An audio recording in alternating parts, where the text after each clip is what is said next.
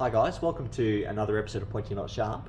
Today I'm out here at the Lone Pine Barracks Infantry Museum where they've been kind enough to let me take a look at some of the items within their collection. So today we're taking a look at the prototype Austen bayonet. This is one of those really rare pieces that you just never come across. So it was made to fit the prototype Austen Mk2 machine carbine. We don't call them submachine guns, they're machine carbines here in Australia. And in 1942, a very small batch of these experimental Mark IIs and bayonets were made. It was a very small batch of 200, and they were made by Die Casters Limited and W.J. Carmichael & Co. in Melbourne. So it was requested by the Department of Defence that a prototype knife bayonet with a blade approximately 6 inches in length be put together to go with prototype machine carbine, and they were produced and I assume tested, but they weren't adopted. So we don't know too much about the testing or any of the trials or what happened. All we know is that it was not successful, and at the conclusion of the trial, sadly they were sent for disposal to be destroyed. So I'm only aware of about 5 that still exist, but there's probably a few more out there in private hands or collections where they're mislabeled. So like the Lysat bayonet, the 200 were sent down to Port Kembla for disposal at the steelworks down there to be smelted or melted, and a handful were nabbed by workers and smuggled out. There were also a couple set aside for proper collections, like the Infantry Museum here with this one here, and I believe Small Arms Factory Museum at Lithgow also have one, I believe. But the ones I'm aware of, we have this one here at the Lone Pine Barracks Infantry Museum. We have one at the Small Arms Factory Museum in Lithgow. The Wanneroo RSL has one. I actually spoke with a fellow out there and got some nice close-up photos of it.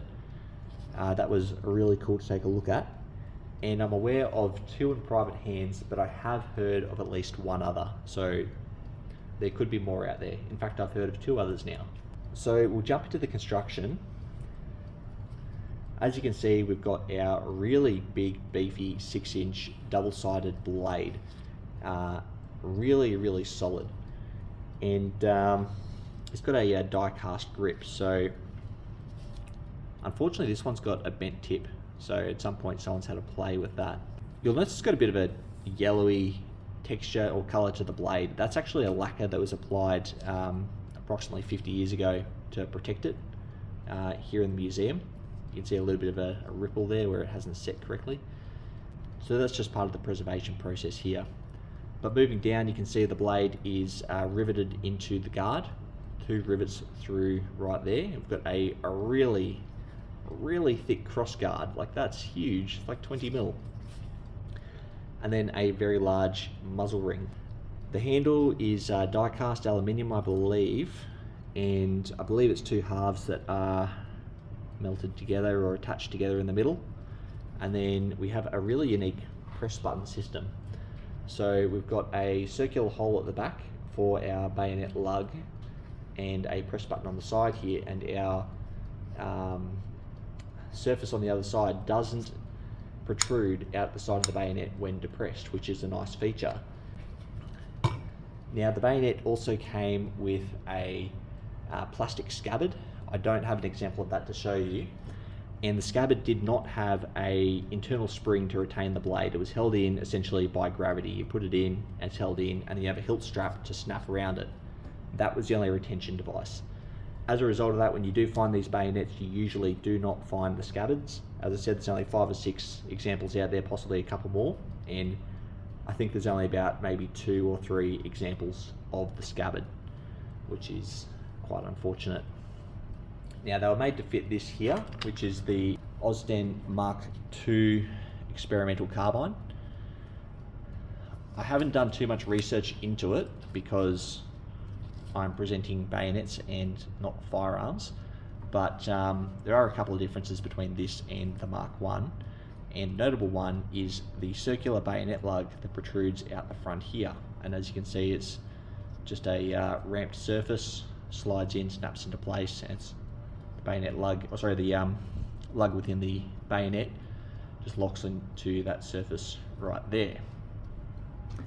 Now this one here has also been preserved with like a resin or a lacquer by the museum some years ago, and there is some of that around the bayonet lug, so as a result it actually does not fit onto the carbine anymore.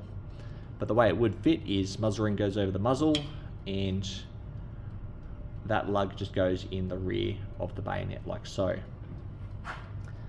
Now I actually have another example of this machine carbine just to the side here. Give me a moment and I'll grab it, and that one actually does fit. Okay, here's another example of a Mark II experimental Austen.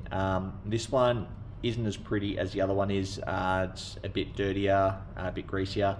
It's also coated in resin, but the bayonet will actually fit onto this one. The stock here is actually seized in this position for the moment. I don't want to force it and try to move it. I think 50 to 70 years of sitting here in storage and being coated in resin has made this firearm particularly difficult to deal with, as with the other one. But as you can see, with a bit of force, there we go. I got it fitted off camera.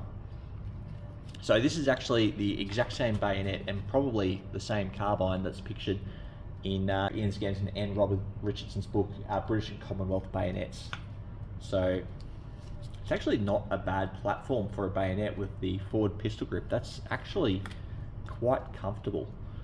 So I can definitely see that being quite effective.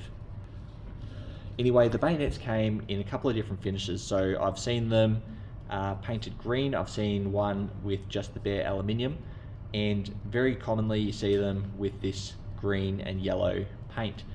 Now, I've even heard reference that one of them was painted red, but I don't know if that was officially done or privately done. But there's not many examples to go off, and I assume that they're pretty much all just the green and gold like we have here. In terms of markings, I haven't seen any markings on them whatsoever. This one has some red markings on the left guard. Disregard that because that's just part of the museum's old reference system.